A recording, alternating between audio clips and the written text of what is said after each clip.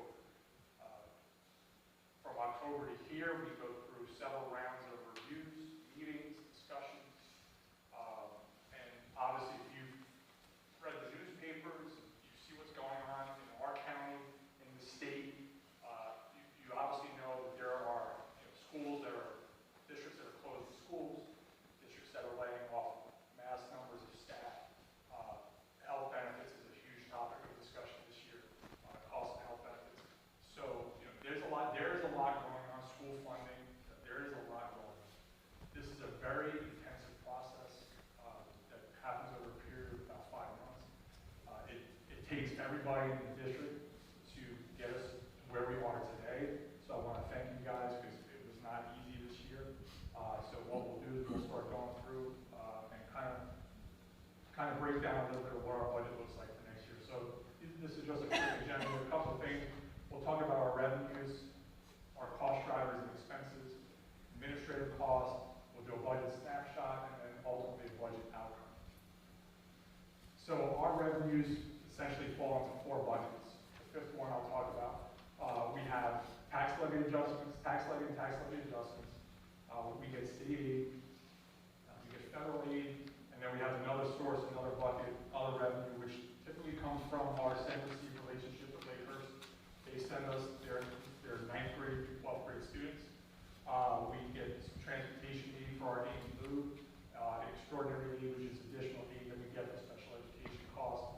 And then our other support, which plays a big role in some of the things we get to do here, is we get funding from we get grants from our PTA, from our foundation, from our staff go out on donors choose.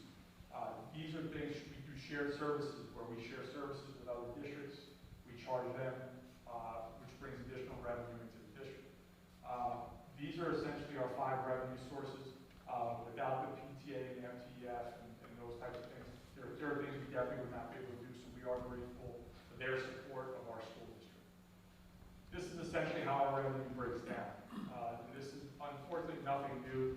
You know, the taxpayers support about 77% of our entire budget through our general fund tax levy on debt service tax. Now this number has come down over the years. It used to be in the low to mid 80s, but because we are receiving more federal funding now than we were a couple of years ago, that has come down a bit.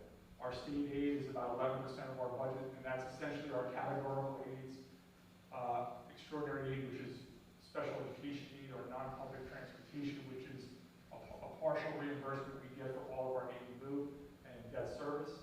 Our federal aid, the majority of that number is our preschool program. Our preschool represents about half of that number. IDEA, which is, again, federal funding related to special education, and ESEA, which is formerly No Child Left Behind. We get funding there as well. And then the last bucket is, just miscellaneous bank interest and some other things that come in that bring us to our 100%.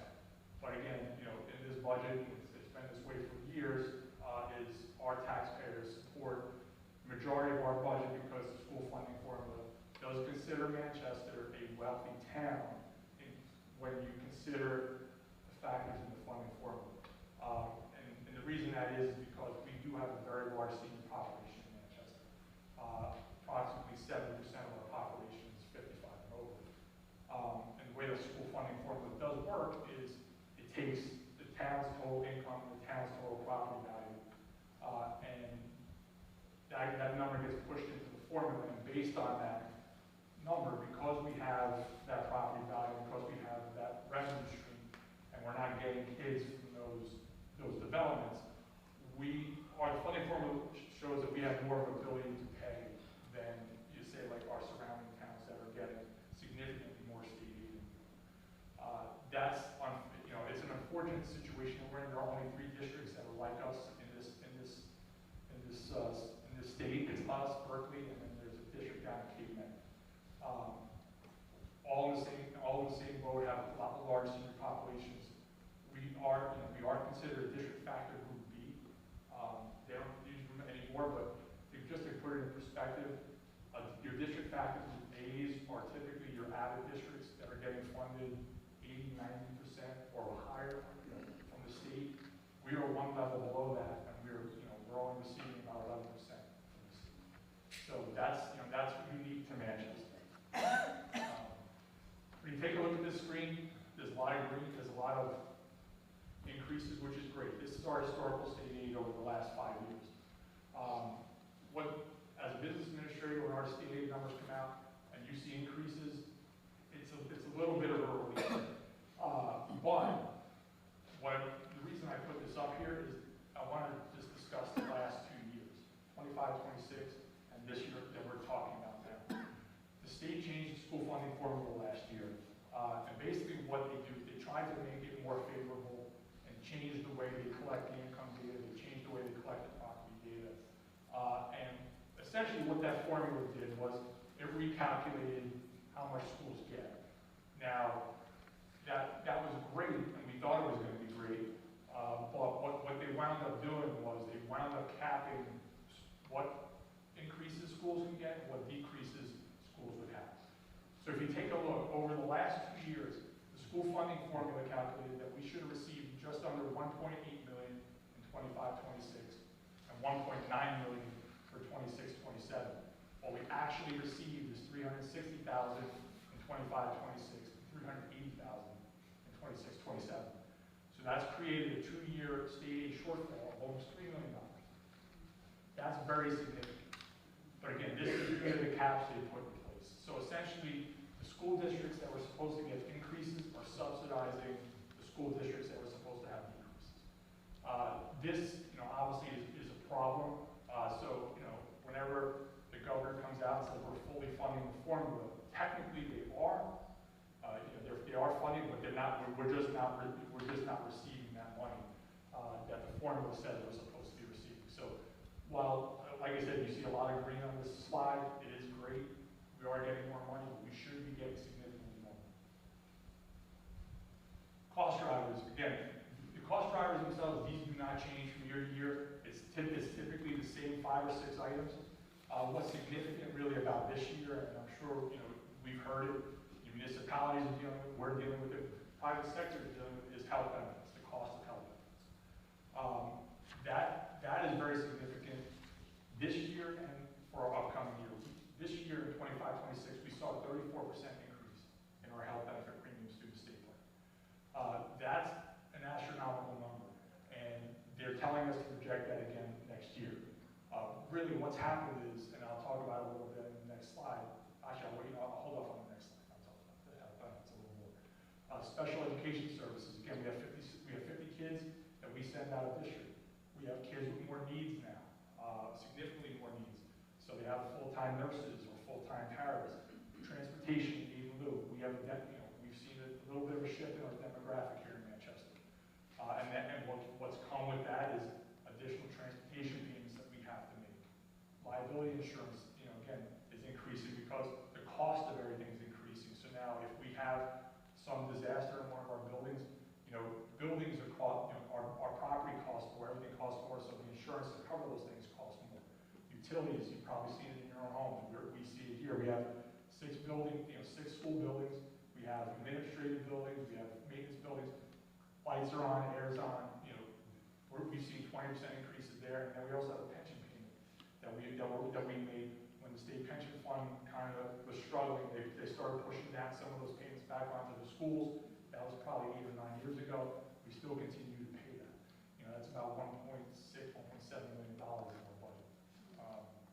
Some of the other areas, we still have a large population of multi-language learners. So there's additional costs that come with that. We still have 30 kids that go to charter schools that live in Manchester at $18,000 to $20,000 a piece that we are responsible for. The substitute shortages are getting better. We are still having issues filling positions. And when we do that, we have to go outside to companies to fill those positions, and that costs us more. Minimum wage increases are still going up. They're not going up as much as they did previously, but again, every time that goes up, that affects us both here and that affects us through our vendors. And then just the general cost of doing business. I mean, you can't walk out the door now. Gas is $4.30.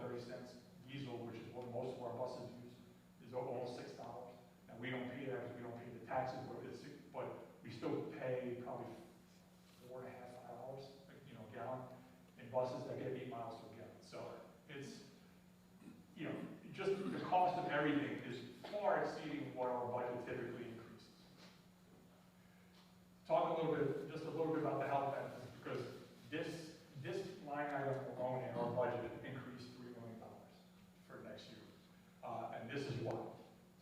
When the state health benefit plan designed the educator health plan back in 2022, they created a plan that was a fairly robust plan, and the idea behind the plan was it was to move people out of these legacy plans and move them into an educator plan where the plan design was pretty solid compared to the legacy plan. The premium was cheaper, so the school districts in theory would save money, and then the members would also save money because their contribution structure would change. In the legacy plans, their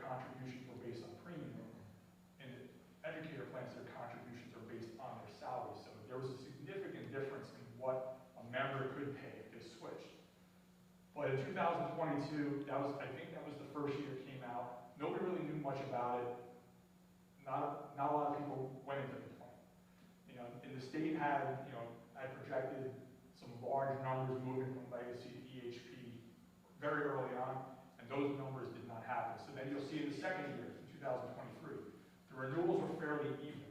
So again, in that second year, you weren't getting a lot of people switching from legacy to EHP because there wasn't enough separation in the premium cost, and to them, it was still the fear of the unknown. By 24, the state, now again, I can't say this, I don't know if this is true or not, but when you look at the numbers, where they were, where they went, now where they are, it seems like something in 2024 and 2025 was done to subsidize EHP, to start increasing the gap between legacy and EHP. Because in 2024, this was when we started seeing a lot more people now moving out of legacy plans and moving into these educator health plans. Again, same thing happened in 25. So 24 and 25 is where we saw the largest shift from legacy to EHP. Now, in those particular years, it's when this shift happens, it's helpful because the premium is cheaper, 15 to 20% cheaper in 24 and about 25% cheaper in 25. But the employee contributions drop significantly, so it eats into some of that savings. So now we have, in our district here, we have about 73% of our population in the aggregated plan now. 2025-26 comes, and that's our renewal. 34% for Manchester, legacy plans increase 37%, EHP increases 30%. So all of a sudden we go from an 8.8 to a 30, because now the majority of people are in these plans. Now what happens for the school district is, in the educated plan, the school district bears the majority of the increase of that cost now because health benefit contributions are based on salary. So people's salaries, don't change much from year to year, so our contributions do not change much from year to year. But when you get a 30% renewal on that premium, we're pretty much picking up 93% of that renewal. That's what's significant now. And we're being told to project potentially similar numbers next year. When the governor gave her address, our budget address, this is supposed to be a priority, but this Chapter 44 law does not sunset until January of 28. So we have this renewal coming up in January of 27, and then one more unless they make changes. So this is something we're going to have to obviously keep an eye on. I mean, we do try to shop our plan out to private sector to see if we can get anything better out of the private sector, but our claims data is not good enough for a private sector to even be willing to take us on right now. So this is obviously something we got to keep an eye on. But I think it's important that we discussed it a little bit tonight because this is the major driver in our budget this year. As far as our expenditures overall, and this is just a quick summary of where the money kind of falls in our budget. Obviously, the majority of our money is in instruction where it's supposed to be. It's in the classroom, that's staff, that's supplies, all those types of things. You can see, the health benefit piece, that purple piece is fairly large too. That's $18 million of our budget is tied up in healthcare. That also includes our pension payment, tuition reimbursement, those types of things. But the majority of that is 16 million of that is health benefits alone. And you can kind of see, I won't go through all of them, but you can kind of see where the money kind of shakes out. Transportation, again, we see much higher transportation costs now because we made significantly more payments in aid and lieu. We are budgeting $1.4 million in aid and lieu payments for next year. That tuition number is the number. That's what we spend to send our special needs children out of the district. A little over almost $6 million it cost us to send those kids out because we do not have programs here for them. Our grants, that's the federal money we discussed, and then the rest is there. But just it's an $80 million budget that crosses all funds. That crosses our operating budget, our special revenue budget, which is all our grants are, our debt service. The majority of that money is in the classroom. And that's where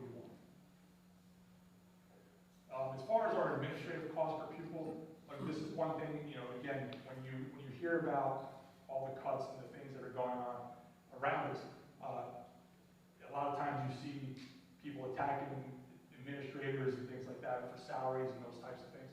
And I do understand that, but at least here in Manchester, we do a very good job at controlling our administrative costs here. We have the 17th lowest administrative cost out of 72 school districts that are in our group.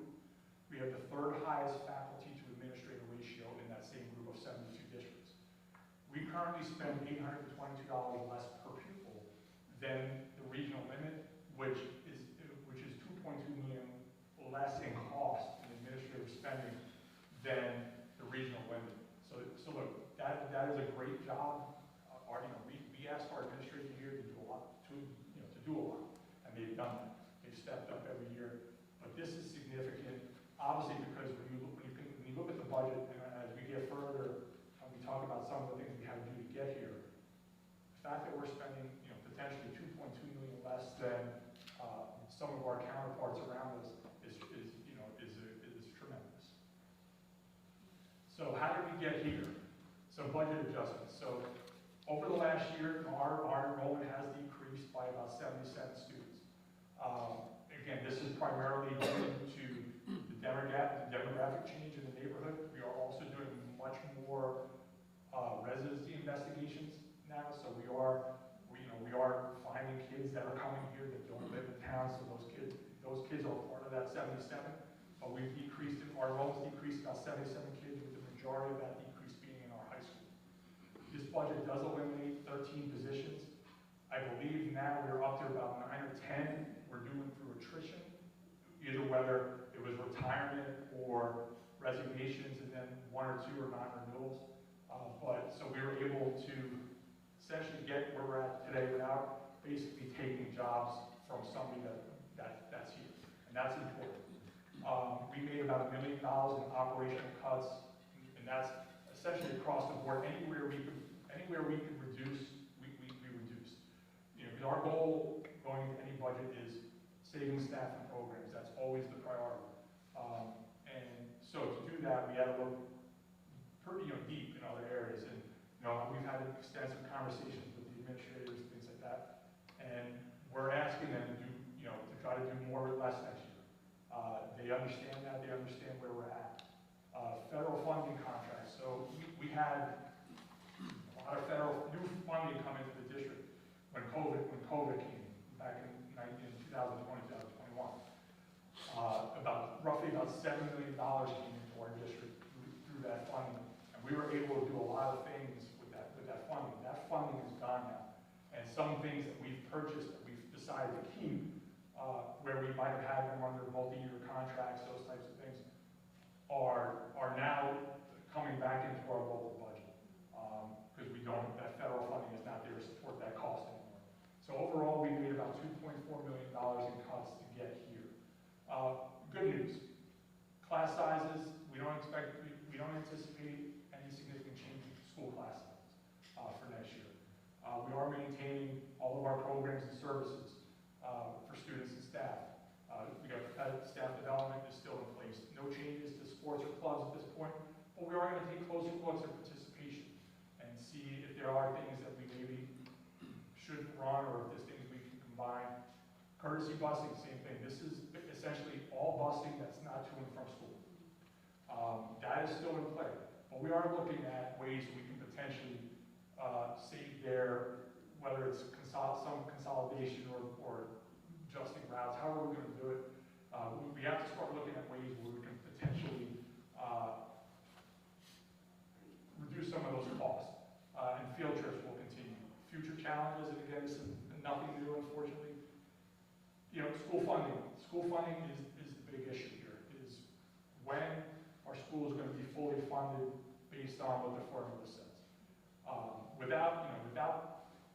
If it continues the way it's going with costs rising the way it is, we're going to be in a position like this every year where we're making very difficult decisions.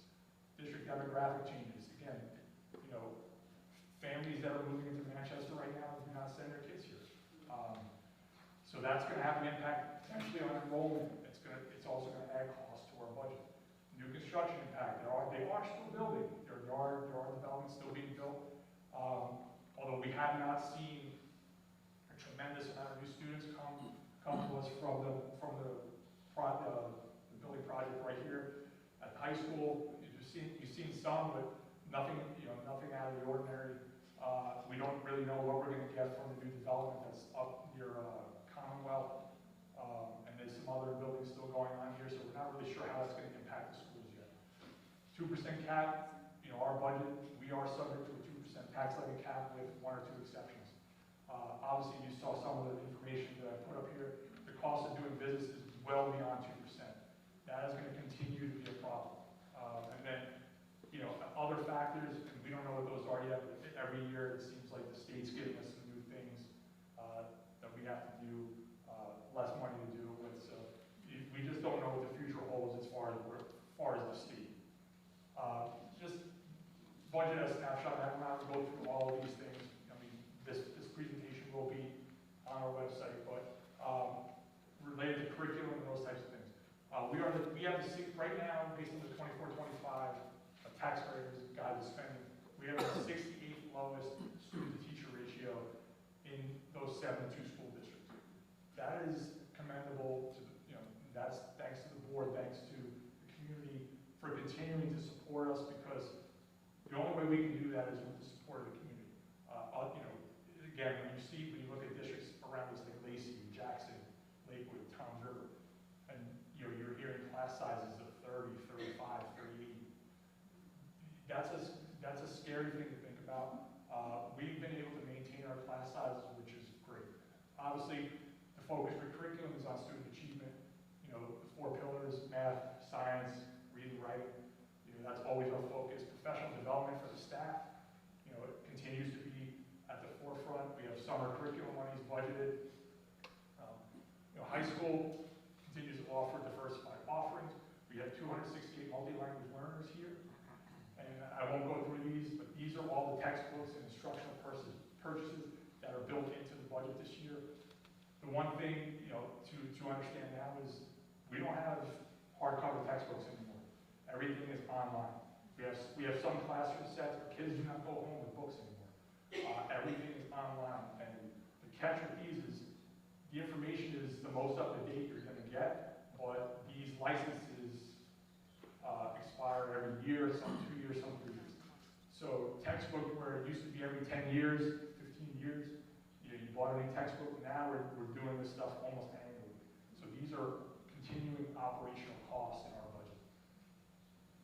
Special education, we have over 700 students, about 25% of our enrollment have IEPs. We have about 50 students that are projected out of district for next year. One thing we are seeing is the needs of our special ed students are increasing, it seems like daily. We have more kids coming into these districts that are medically fragile, need full-time nursing, need paraprofessionals. So those costs are increasing. We are closing an ERI classroom and opening an LLD classroom to suit the needs of the population that we have for next year. Our job coaching program at the high school is doing very well. This is giving us the opportunity to bring some of the kids back to our district that may be in out-of-district placements, between the ages of 18 and 21, and give them opportunities to come back here, be with their peers, and go through the job coaching program. We will have extended school year programs again this year, and one of the things that changed from last year is last year it was a 3-day program. This year it's going back to a 4-day program. And then again, we have our crisis prevention, we still have our RBTs, we still offer BCBA services in-house. But again, special education is a moving target. We're constantly reviewing what we're doing, enrollment as it comes in, and then we assess the needs as they go. Technology, the 2 biggest things I'll just point out here is student devices. We have to replace 225 student devices. We are a 1-to-1 school district here in Manchester, so that means every kid, I think, grades 2 and up, or grades 3 and up have a device. Those devices last anywhere from 5 to 7 years. So we are in a cycle where we have to replace Chromebooks every couple of years. So we have 225 of those built into our budget. We also have 50 replacement devices for our digital arts program here at the high school. some of the things we do to try to offset those costs is we do participate in something called the E-rate program. If you didn't know it, there's a small little charge that comes out of your cell phone bill, I think it is, that funds this program. And certain services and things that we need here, in addition, we can get reimbursement for up to 80%. So that plays a big factor into what we do with technology. As far as facilities, again, we are still following the COVID-19 cleaning protocols. I mean, obviously, if you walk through our buildings are great. That's a testament to our buildings and grounds crew. They're some of the hardest workers we got here. We have 32 custodians, 4 groundspeople, 3 maintenance staff.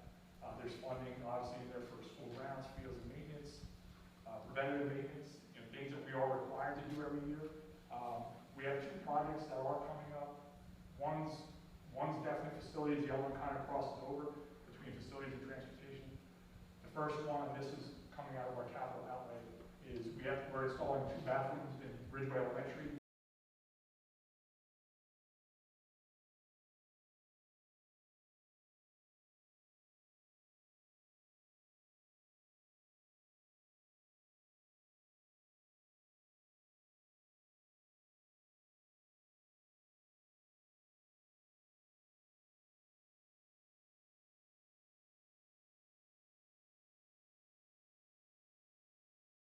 So that we have access to the police when we need it. We're investigating a turf tank. This is essentially a Roomba for your fields. It paints the lines on your fields. It uses significantly less materials, and obviously there's no labor. Since we cut our ground crew to 4 people a couple years ago, this frees grounds crew up where it could take a grounds member a day to do a field or half a day to do a field. This machine can do it in a few hours, and obviously you don't need to stand there and watch the machine. They can be off doing other things. Overall, I think it would be a cash positive. It would be cash positive for the district because again, you're cutting down labor and significantly cutting down the cost of supplies. Transportation, again, these guys probably have the most important job here because they're transporting our students back and forth to school. Our transportation department is highly efficient. We're over 200% where the state recommends 120. We have 66 buses, 3 vans. Again, we talked about fuel costs a little bit, so again, we drive 800,000 miles plus a year on all of our routes. Again, with most of our 54 passenger buses, we have about 8 miles per gallon. So when you do that math and you see gas prices go up $1, $1.50 a gallon, it is significant to the school. We still continue our in-house driver training program, which has helped us recruit a few more bus drivers to the district, so our bus driver shortage is not quite as bad. I think we have maybe 1 or 2, maybe 3 positions that are technically open, but we've done a very good job bringing drivers into the district, which has allowed us to bring some of that work back that we send out, because any transportation we send out of the district probably costs us $500-600 a day to transport, which is it's a lot of money. We can obviously do it for significantly less. Again, we talked a little bit about in lieu, which is those payments that we make for transportation that we cannot provide. That's due to increase just based on the demographic. And again, we will continue to look at non-mandated transportation. Student administrative services. This falls under Mr. George. This is where testing, home instruction fall, and vocational fall.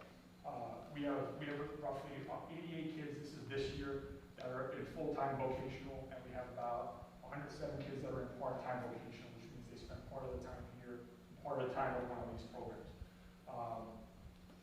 Yes. Yeah. So that's student administrative services. Preschool. We are in the 5th year of our preschool program. We secured about $3.6 million in funding. We will have 17 classrooms next year. We'll be adding one more classroom. This has actually helped us stabilize enrollment. So this has been great for the district. We get our hands on these kids a little earlier through the educational process. Regional day school. Now this is not part of the budget that we're asking the board to vote on tonight. Regional day school umbrella of our Board of Education. It is essentially a public school for special needs students. We took it over in the 80s. The benefit that the school district gets is that we can offset some costs down there, administrative costs, those types of things, pull that money out of the local budget because we do obviously operate that budget. Funding is completely separate. It's fully supported by tuition payments from sending districts. We receive kids from 20 different districts, primarily Monmouth and Ocean County. We have 12 instructional classrooms down there, nine autism classrooms, ERIs, preschool, and intellectual disabilities. We're anticipating about 63 kids next year, enrollment-wise. We run an ESY program there 6 weeks, 4 days. The big new shiny thing down there is our sensory room. If you are in a position you haven't seen it, it's a cool little spot down there. They did a tremendous job down there, but they have music therapy, the sensory room, occupational physical therapy, and the STEM program. And then just closing. Obviously, we're facing huge budgetary challenges going forward, and just understand that every decision we make is to mitigate student impact. We are trying to save the areas that are most critical to our staff and students. Again, we cannot do this without thanking the board, the community, for their continued support, and again, so thank you. And as far as the impact, this is the impact of the budget for next year. The average home in Manchester is $367,000. The rateable base is about $7.7 billion. It wasn't a ton of increase from last year to this year. The school tax rate will increase 3.8 cents. Impact is $151.31 annually on the average home. For every 100,000 of assessed value, it is $41.18 annually.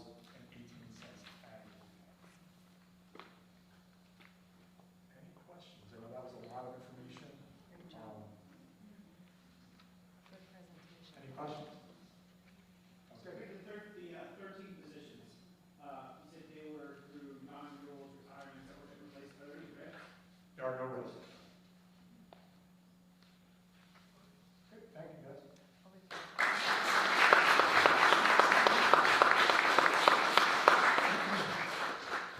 Mr. Lorenzen, thank you. This time, we won't take any public comment on agenda items only.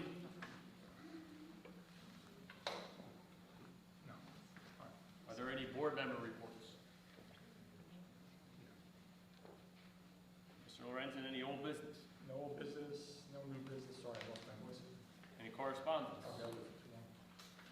No correspondence. Then we'll move to section 1A, numbers 1 through 3. New business. Any discussion? Mike, we're going to go A through, What do you want to do? A through? yeah, it's A through,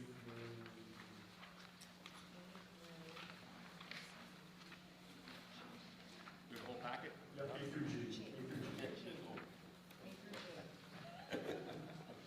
A through G. A through G. Any discussion? Mr. Lorenzen, if I get a roll call, Do we have please. a motion? I'm sorry. Second. And a roll call, please. Mr. Guzman. Here. Mrs. Atkinson. Yes. Ms. Beltran. Yes. Mr. Paz. Yes. Mr. Keller. Yes. Section 2, 1 through 5. administrative 1 through 5. Motion. Roll call. Mr. Guzman. Yes. Mrs. Atkinson. Yes. Mrs. Beltran. Yes. Mr. Paz. Yes. Mr. Keller. Yes. Personnel, numbers 1 through 20. Motion. Second. Roll call. Mr. Guzman. Yes. Mrs. Atkinson. Yes. Mrs. Beltran. Yes. Mr. Paz. Yes. And Mr. Keller. Yes.